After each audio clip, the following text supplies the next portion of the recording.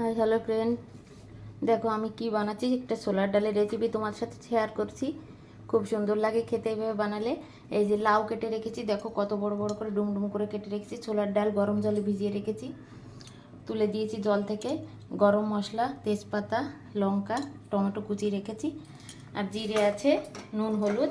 এটা দেখো আমি আদাটা ভেজে নিচ্ছি। এর মধ্যে আদাটা আমি বেটে নিচ্ছি না, আমার যতটা লাগবে আমি ততটা নিয়ে নিলাম। এই যে দেখো, এবার তেলটা আমি বসিয়ে দিয়েছি আগে থেকেই। তেলটা গরম হয়ে রয়েছে, বন্ধ করে দিয়েছিলাম। তাই দেখো তেলটা গরম, আমি সামান্য একটু জিরে দিয়ে দিলাম। আর এই যে গোটা গরম মশলা, তেজপাতা, লঙ্কা দিয়ে দিলাম। আদাটা ভেজে রেখেছিলাম, আদা দিলাম।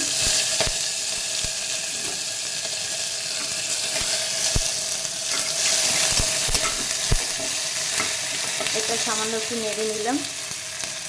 এবার টমেটোটা দিয়ে দিচ্ছি।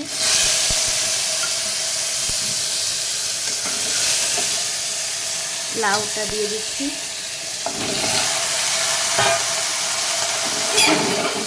নেড়ে চেড়ে নিয়েছি। পরিমাণ মতো নুন আমি দিয়ে দেব,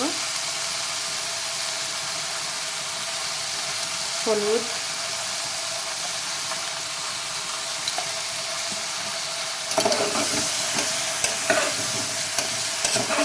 তো ছোলার ডাল এরকম করে বেশি সময়ও লাগে না।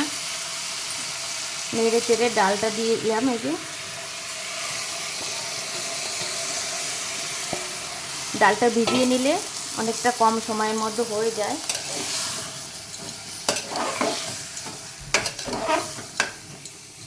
আর দিয়ে দেবো আমি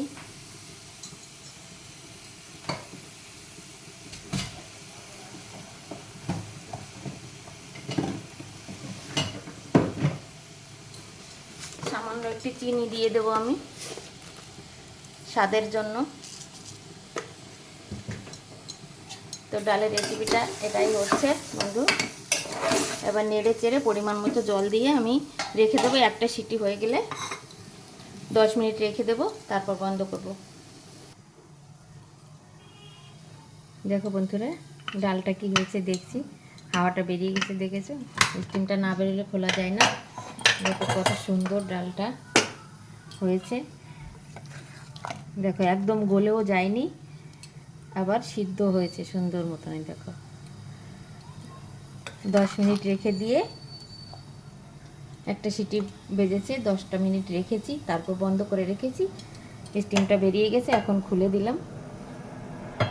ডালটা নামাচ্ছি। দেখো